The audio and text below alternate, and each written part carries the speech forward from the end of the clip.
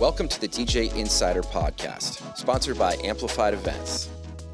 It's the only podcast where we break down insider information from our weddings, experiences, and advice from over 15 years in the wedding industry. We're your hosts. I'm Mike Kane, owner of Amplified Events. And I'm Chris Zart, general manager of Amplified Events. Let's get into it. Welcome back. Number 3.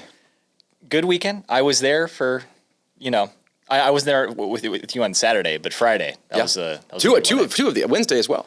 Wednesday as well. I forgot three about events. Yeah, I'm not used to doing like weekday events, but it's nice to do something other than a wedding. Yeah, we had a picnic for a Monsel. Yeah, that was fantastic. Just really like was. Being outside. Usually it's kind of back and forth in this area. Like if I want to be outside doing a DJ event, because usually it's like I dress nicer. I get super warm. I'm always running warm anyways, even if I'm like in air conditioning, but it was like super cozy outside. They had food trucks. It was, that was really nice. I didn't even realize that John Bridgman, a guy I used to work with in the wedding industry, he does security with them. So I was like, that was good to run into him. Old friends. Yep. Constant small world in this area. Yeah. Great. Friday's wedding. Phenomenal. We're back at beautiful Walden in Chicago. And I was just there the week prior too. So that was, I love that venue. Super chill crowd. Everybody was really nice. Even the I'll have guests come up and they're requesting songs. We've always had guests that are sometimes pushier, sometimes they're really nice.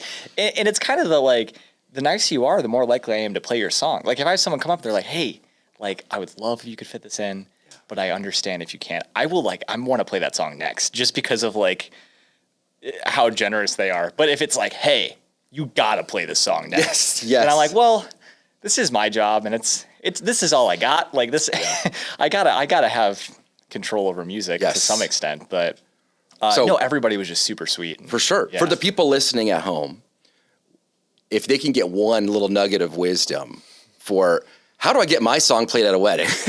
What advice as DJs, because we get these all the time, would you give, and I'll share mine as well, to get your song played? Don't treat us like a jukebox. Treat us like a human being. That's it. Keep it simple and clean. Dude, I had the perfect request Saturday. Mm-hmm. I think it was a grandmother of the groom or bride. She came up, sweetest lady. She's like, who's in charge here? Kind of menacing, but it was really sweet. Right. And I go, I guess that'd be me, ma'am. And then she's like, okay, I want to hear a slow song. Can we do that? And I was like, absolutely. She's like, I've got a couple of boyfriends that I want to dance with, so I'm going to need a couple of slow songs. I was like, you got it. So we kind of spaced them out. And then she came up later. She's like, thank you so much. She's like, I didn't mean to be a bother. I was like, you're not a bother at all. That was the sweetest, kindest way. I got a couple of guys that I want to dance with, they want to. How could you not play your song? Yeah, right. It was the perfect, sweetest way to do it, especially the menacing, because we're used to actually I've had people threaten to kill me if I didn't play their song. Literally threatened my life. I had to get security involved. I've had people get in my face, scream at me. You had that guy. I've had people put their hands on me before on my equipment, and it's oh my gosh, people threaten to dump drinks on your board. Yep. People get really intense when they don't get their song. So it was nice to see a grandma just step up and bring it. And I was like, oh, of course, I'm going to give you whatever you want. So, but yeah, that wedding Friday, you and I kind of talked about this, that when we go into a wedding, a lot of times they're not ready for us because we're very experienced. We really know how to throw a great dance party. Mm-hmm. And some people I thought about, maybe we'll dance. Do you think we're going to dance tonight? And then we're like, oh yeah, they're dancing because we're bringing the game. We're bringing the heat. And then sometimes we show up and I'm like, it's tough. The couple kind of stressed out going into the wedding, and I'm not sure, not this couple we're talking about now, but just generally, if a couple's stressed and the planning process has been tough and they didn't give me a lot of music, I really don't know what to expect from their crowd.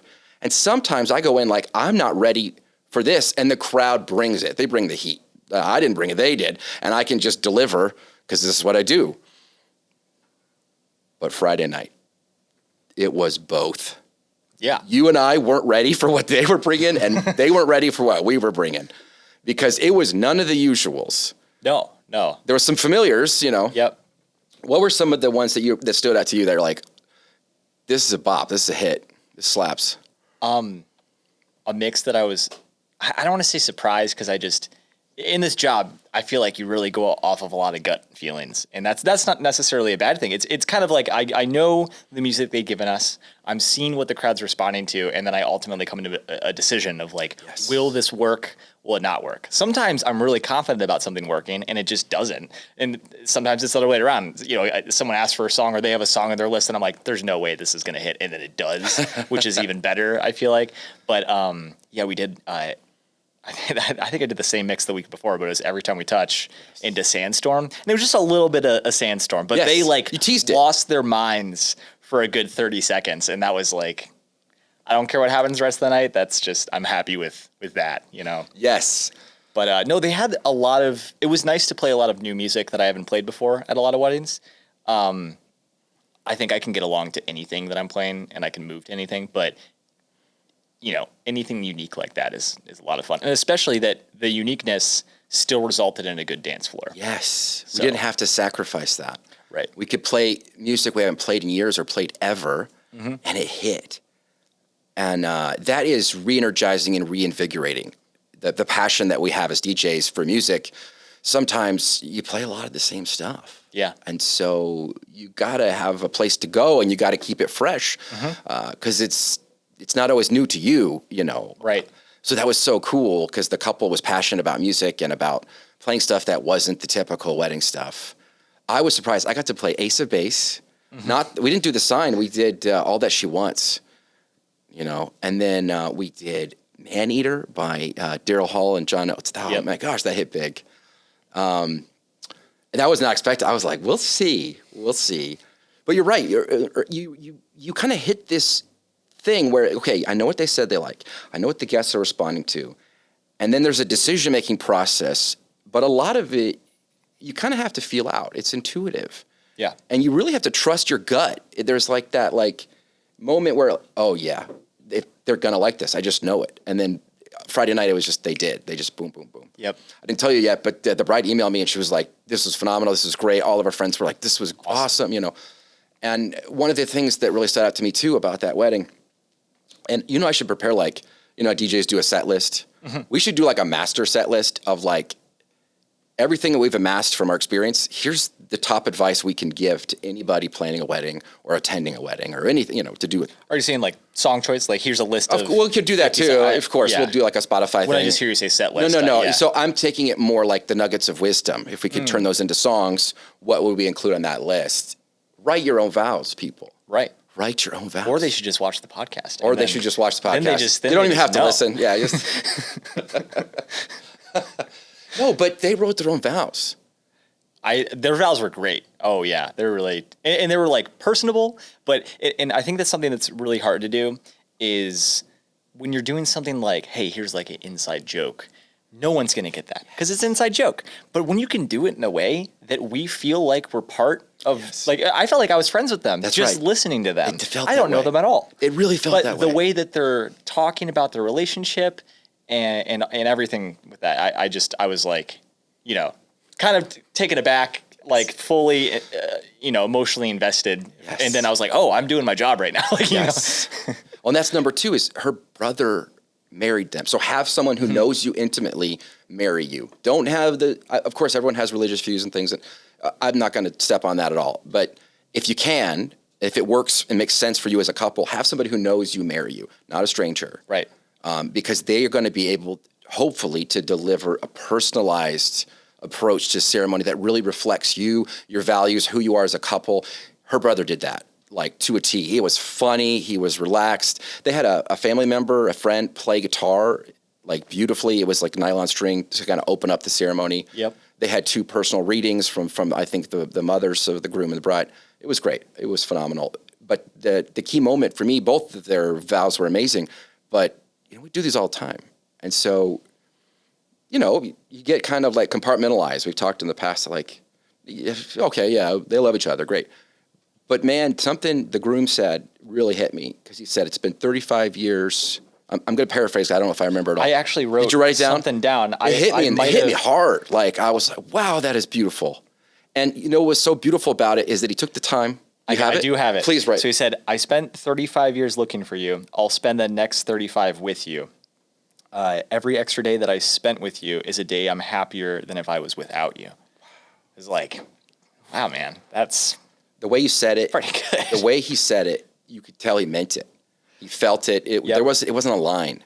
It was like, that's real. Like, and then they did the shot. I know a lot of people do like a unity ceremony. Yeah. It kind of felt like that, but it sounded like it was something that they've done in their family in the past or whatever. But then the officiant said, if it's a little strong, then it's supposed to represent your love. yes, I thought that was good too. Like, I'm glad you wrote that down. That's really funny. I was trying to paraphrase it for my wife like earlier, and I couldn't, because it was a really powerful thing. It was like every moment is kind of a gift. Was the message that now that I've met you, like my life is just so much better and cooler. Anyway, that's like we talked about. That kind of thing is infectious to not only this crowd, but also to your wedding vendors, who are responsible for showing you a good time. So yeah, those are the nuggets, I guess. Well, and going off of that, like, I really feel like this was the case with my wedding before too, but if you ever have somebody, especially a family member, who's like on the edge of like, I don't know if I want to give a speech, like push them a little bit to do it. Because if they're already toying with that, they probably want to do it.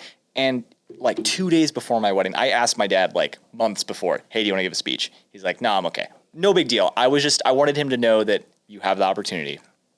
But then 2 days before my wedding, he's like, I already wrote a speech. Is it too late? Can I do it?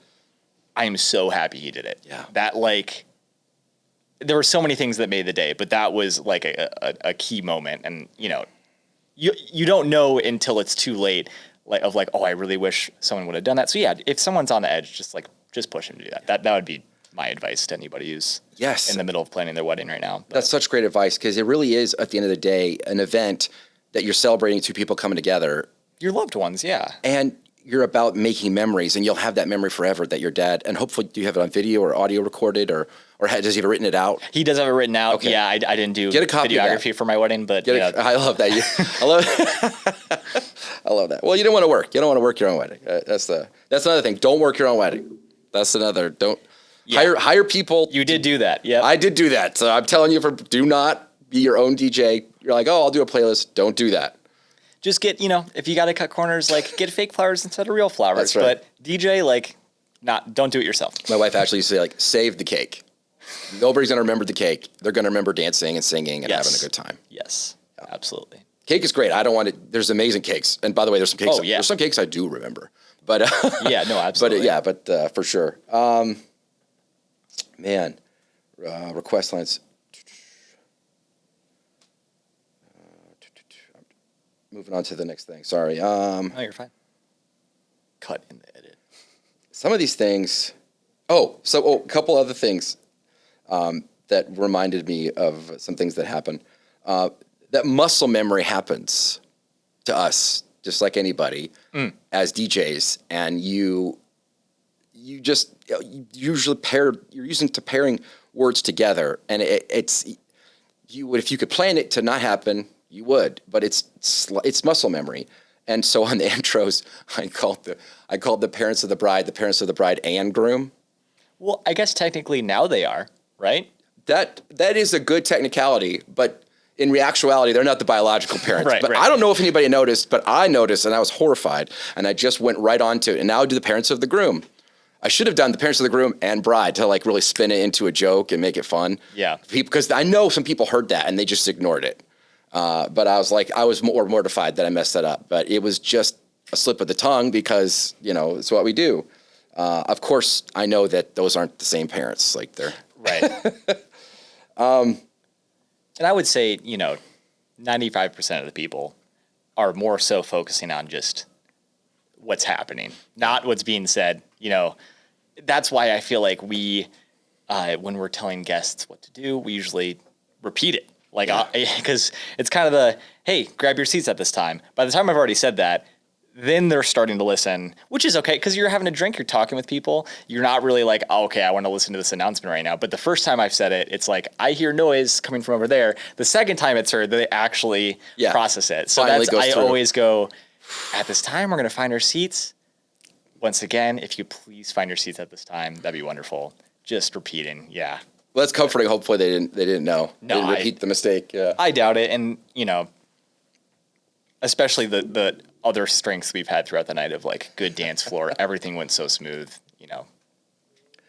The other thing that I can remember, and I wrote it down because I thought it was pretty funny, was we were mixing, I can't remember what we mixed in or out of, but we were playing Shut Up and Dance, and it was like a redrummed version. Yeah. And that guy goes, I'm in white boy heaven. Yes, We're I playing also Shut wrote Up that and down. Dance. It's like, that's the perfect name for like description of like what that song is. I think I want an entire playlist called White Boy White Heaven. Boy Heaven Yeah. is just one of the songs that puts white boys in heaven. Probably like a lot of EDM. Yeah. You know, Yeah. What is Love? Probably. Chainsmokers. I feel like white boys love that. That's probably anything by what are the Andy Samberg guys? Lonely Island. Lonely Island. Anything the white boys love those guys. A comedy duo who writes jams that I like. What's that other guy? Lil Dicky. His stuff. White boys love that guy. He's super funny. Yeah. Man. Okay. I had something too. Oh, please. I've got something as well. Another thing. You go ahead. You go first. No, I was just going to say, in relationships, when you're going to go and date somebody, you look for red flags, you look for green flags. And I feel like you're kind of like adding them up, seeing, do I have more red flags or have more green? Is this a relationship I want to continue with? When it comes to finding a DJ, what are the red and green flags that a couple should look for? That's a great question. That is good. You came prepared, sir. I have a couple. If they're like, I need internet connection, that means they're streaming. That means they don't mix. That means they don't own the music. Yep. They're not going to buy the music or download it ahead of time. They need internet to perform their job. Probably red flag, because they're probably not a professional. Mm-hmm. Professional is going to have that, and they're going to have it backed up. They're going to have it backed up probably more than one spot. And if they have to, because all of their first, second and third plans have failed, they'll stream it on a phone. That's the worst case. Right. But a professional DJ has already got it all good to go. He's got it backed up, and they're ready to mix. They're ready to do everything they got to do. Do you have one? No, that's really good. Red flag. Yeah, red flags. I would say come back to me. Sure. I'll think about it a little bit. So another one, if they're like, I don't own my own equipment. Like I borrow from a friend, or I'm renting it, or, is there a place I can, what? You got to have your own stuff. That's part of the job. Yeah. Why do I need you? Because I feel like a couple could rent a speaker and rent, and play a playlist, and they would do a better job than probably that DJ. I had a couple actually ask me recently, and this like blew my mind, but they're like, hey, do you have a song limit that we can have for the dance floor? Because we had talked to DJs in the past that said that we can only give them so many songs and they're going to do the rest of their thing. Mm-hmm. No, it's your wedding. Yeah. You can have as many songs, as much music as you want. If a couple tells me, they give me 5 hours of music and they say, only play from this playlist, that's what I'm going to do. Sure. Because it's your wedding, So yeah, I feel like if a DJ's saying, hey, I have a song limit, you can only give me so much music. Yeah. Some of that too is a style limit. Like it's a style preference. I can understand to an extent. There's DJs too. This a lot of people don't understand. There's all different kinds of DJs. There's scratch artists who just do scratch routines and they'll do battles and stuff. There's DJs who produce their own stuff. There's DJs who love to work clubs and they'll literally work out a whole set list for the night. No requests. You're just doing their thing. And there's people who are pretty good at that at weddings. And so you really should just let them do their thing. But to me, it's your wedding. Like, you should have some input. You should have, what do you want to feel on your wedding day? Do you think this guy who doesn't know you knows better than you? He probably knows a lot of songs that'll get people dancing, but if there's certain special songs, that kind of thing, you don't want to like handcuff the DJ, but you want to give them that artistic and, creative outlet to do their thing, do what they do best, to have that, make those intuitive decisions on the fly that we're experienced at doing. It's going to hit, Absolutely. But green flags, what would you say are good things? I would say, and this is not just a DJ, but any vendor, quick communication. Yes. And that is so important because you want to know months before your wedding, when you're going to book with somebody, if they're responding right away, that means that the day before their wedding, they're responding right away. The day of their wedding, they're responding right away. Dude, it's so funny you say that. I've got a bride we're working with coming up that her DJ, we literally just had a review posted about him. I won't use the name, but basically the DJ gets the couple to book. So this is a red flag. Pay in full at booking. I offer a discount. That's a big red flag to me, is because for starters, that sounds like as a small business, you need the money right now. And that means you're not running things really well. Like as safely, you're not setting aside money. You're not good at running the business side. Right. You want the money, and you'll take a large discount in order to, I mean, a good DJ, a professional DJ is going to know their worth, and you can book with me or you can book with someone else. I want you to have a great day. You know, that's a professional. But somebody who's like, I need the money now, give it all right now, and then book with me. Anyway, so this bride did this, and then the DJ ghosts them, doesn't return calls, doesn't return emails, totally unresponsive, misses deadlines to like meet with the couple, go over the timeline, go over the music. Wow. And then the bride, 4 days before the wedding is like, is he going to show up? So they like, we're going to find somebody else. And then like, don't come, we book someone else. And then the DJ is like, well, you cancel on me, I'm keeping all the money.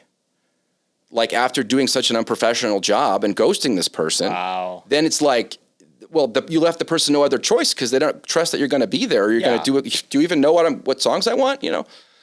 And then it's like, yeah, well, just, you owe me that money. You signed the contract. You owe me that remaining balance. You owe me the full. You already paid in full. I already have your money. I'm not going to give it back because you canceled the event.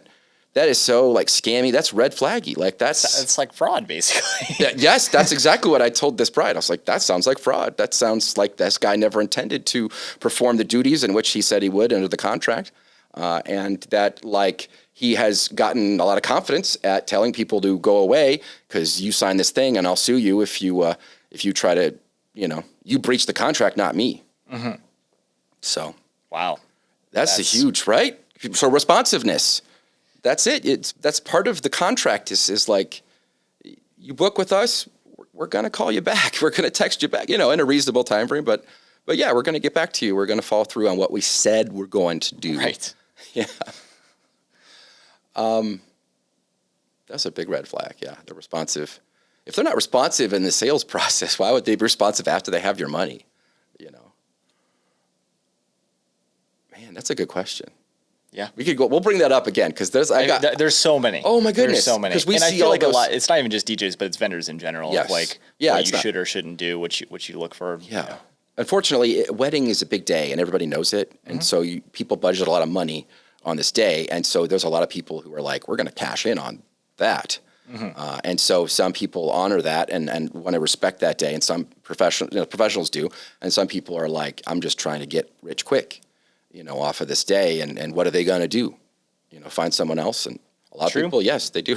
Yeah. So even at great cost to themselves. It's the one business, I don't want to say the one, but it's one of the few businesses where, that it's a stressful day. Yeah. I think that I would treat somebody, decent and not put them in an uncomfortable position where they're going to be screwed. And they're like, well, we're already locked in. We're already having our wedding. We're a month or two out. It's like when you're that close, you don't want to have to completely change or like, imagine if you had to completely drop a venue like a month before and find somewhere. You couldn't find another place. I've had some clients with some sticky venue stuff, But yeah, so that's a green flag. It's like a DJ who has empathy. Yeah. What would you want if it was reversed? If it's your wedding and you're stressed out and you're spent all this money and this person is, you're going into this day and you're almost dreading it. Mm-hmm. What would you want? Would you want somebody who's going to make a bunch of demands and ask a bunch of questions and like, well, we didn't agree to this. There's no way I'm doing it. Right. And by the way, there's an extra charge at the last second. Surprise. I hate doing that. But a lot of times that happens where couples, we didn't think we needed you for the ceremony. So usually I'll throw it in for free or work with them in some way because... we're not trying to add stress to the day. Yes. Especially when it's closer and closer to the day. And I don't want to leave a bad taste in somebody's mouth. Going into this big day, I really want them to focus on having fun and enjoying themselves and making memories because you get one shot.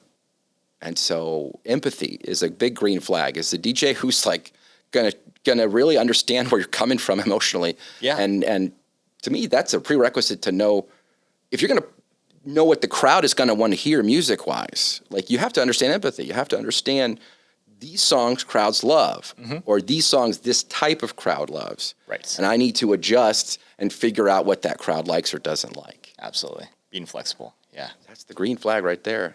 And I think most people can tell right away, you know. But yeah, I'd say flexibility, just being able to work with all types of couples. And man, that's a good question. Yeah. Good. I feel like we could do a whole podcast just off that. Maybe we'll bring that up from time to time. Things, if we run out of stuff to talk about, I feel like that's a good start for sure. I do have another one, and my wife came up with this one. Ashley, this is yours. This is really good. And I thought you'd like this. She thought, DJ Sport Pepper would enjoy. My wife calls me DJ Chicago Dog, because that makes it Chris Sport Pepper. Yep. But she's like, what's a good food that when you see it at a wedding, it always hits? Oh, man. Like, you're excited. You're like, oh, man, mac and cheese, or, man, like green beans, or... That's a really good question. I know you have a very big culinary background, so you really know your food. And I've got the garbage palate. Like, I'll just like, McDonald's sounds good to me, I mean, I'm big into potatoes, and like a good mashed potato always really hits. Yes. Like, and that's always, I feel like especially at a buffet, I always know the safe options of like this. It's going to be at least halfway decent. Yeah, mashed potatoes are always solid. They always hit. I feel like I can have a better answer to that, but I got to think about it. I put you on the spot. So then she says, what food that when you see it at a wedding, you're like, I know this is going to be bad. Like, I'm not going to. I'm always nervous about chicken because, I know that a catering company or a venue kitchen does not want to give anybody food poisoning or get anybody sick. So generally, they're going to overcook to some extent. And it's hard when you're cooking, 200 portions of chicken. You definitely don't want to undercook. It's got to be hot and ready. There's a lot going cooked on. Full, yeah. So I'm always like, is the chicken going to be dry or is it not? What's even a little scarier, and I always avoid it just because of breath, is fish at weddings. I just never know. Because of breath. Interesting. Well, I just thought about that before, and I was like, there was like one day where I had the option of like, do you want like steak or like salmon? And I was like, I'm going to do salmon. And then I was like, I really need gum right now. Because when I have to talk to people and I'm like lining up the bridal party and I'm like pretty close to their face, I just like don't want to, do that to anybody. Fish breath. But yeah, I would say chicken and then probably fish are kind of the riskier ones. But when they do it right, I am pleasantly surprised. Yeah. So then she added a third thing, which you kind of led into. Are there venues that you're like, they got this down? Like, of course, every venue and every cooking situation, it's always kind of, but there's ones that you're like, oh man, they really know what they're doing. This is some good food. Like, this is solid. I definitely wouldn't talk bad about any venues, but I will of course definitely talk good is what about some that's of my them. point. Yeah, I would say, unfortunately, they're closed now, but the market was always very solid. They had great food. With their food, and mainly because they had a really good catering team over there. They did. And they kind of through the Market Lounge did like a bunch of other kitchen stuff there, but they have good minds over there. Mm-hmm. Very solid. Journeyman is also solid. And that is what I'm saying that was the first time that I had like chicken breast at a venue, and I'm like, this is good. Yeah. And not overcooked and like juicy and like, I was like super surprised. That was I would say the best wedding food I've ever had was Fisherman's Inn. Really? Yes, they are amazing. And super cool setup. They used to be a hotel. It's called the Fisherman's Inn. And you could like literally go fishing in the lake that's like attached to it, catch your fish, bring it to the kitchen and ask them, and they would cook it for you. And that's how you would eat that night if you wanted to. You could order off their menu, obviously, but that sounds so cool to be able to do as a guest there. But now, I'm so taken care of as a vendor there. They're super solid, and like I eat as good as the guest. It's like fantastic. Like, we have our own room. The food is just amazing. No complaints there. Is just fantastic. Like super good. Like I would go there and eat. I would eat that meal for dinner. Like outside of the wedding. But yes, there's a few venues I've taken pictures of the food. That's a good sign, because I'm not that guy or girl who does that. When it can be aesthetically pleasing too. That's what I'm saying. It looks delicious, and then it is delicious, and I'm so glad I had the pick to memorize. Absolutely. But I've had a few that were either private caterers that were phenomenal. I want to say it was at the Way in Michigan City. It's just like they rented a room, but they had a phenomenal caterer. I mean, they were cutting fresh, chef's table prime rib, like amazing sauce, amazing sides, generous portions. There was, it's a park, but it's also like an art kind of exhibit in Illinois. trying to remember, but they had a phenomenal spread. Oh my goodness, it was really good. But a lot of the hotels downtown are usually hotel related. People who are kind of in the service industry really nail it. Not only with the food, but in how they treat the vendors. I think we were at, what is it, London House on the river. Their team was phenomenal, both on like getting in the venue, but then they're like, okay, here's the plan for catering for venue. They had a separate room they brought us into as all the vendors, and they already had food ready to go, and it was phenomenal. They had desserts, they had like cookies and like drinks. Everything was ice cold. Serve ourselves, so like, because they understand we're there to do a job, but we're like, we need to eat, and they had us covered, and you could just come in and do it, and then what they said is just remain here, we'll come get you. We're doing dinner service now for the guests. We'll come get you when we're ready to move on to the next. Right. Oh, that was such a relief. Because everybody's always worried, and everybody is always worried that like they're going to get started and somebody's going to use the restroom and miss the photo for the first dance. Right. And I think that if I could give any advice to venues, it would be if you feed us first, we are showing up to work early. Yes. If you feed us last, we're showing up to work late. Yes. There's a lot of venues that will be the last table. I get set at a table with guests or sometimes we usually have a vendor table, and sometimes they'll feed us completely last. Yes. And we have to rush eating. I've been eating at my DJ while mixing, and then I feel bad because then I have to tell the photographers or videographer, like, hey, we have to get started now. I know you're in the middle of eating. But like any time that a venue feeds us early, or something I like about Walden, we eat dinner an hour early before the guests eat dinner. Yes. So that by the time we're done eating, we are just ready to work, and we don't have to be anywhere other than, available. Yes. So, yeah, any venues who are listening, just feed us first, and if you can. If you can. Yeah, sometimes obviously. It's a lot of factors. It is complicated. Catering is not an easy thing, especially for that amount of people. I've done catering events for hundreds of people before. I do understand the pain. To prepare that much food, 100%. Have it hot, have it ready. But if you have the option, that makes things so much smoother. Yeah. But yeah, that's another venue I would mention, that because of how they do it, they have it where it's in the Way in Michigan City. That's not a venue. It's like they rented a room and they had a private caterer. Gotcha. But that one came to mind immediately. And then also the Walden, how they do it. They're just like, come in here, help yourself, do your thing, and then get back at it. You're here to work. It was great. I love that. When they feed us first, when they treat us like, you're here, you're a professional. You're a vendor. And I do always feel bad for photographers. I can eat while I'm mixing, but they can't be taking photos. And and usually when we get there, we're going to be DJing for the next 6-7 hours. But they've already been working for 6 and 7 hours, and they're exhausted and they're hungry. They're earlier in the day than we are. Yeah.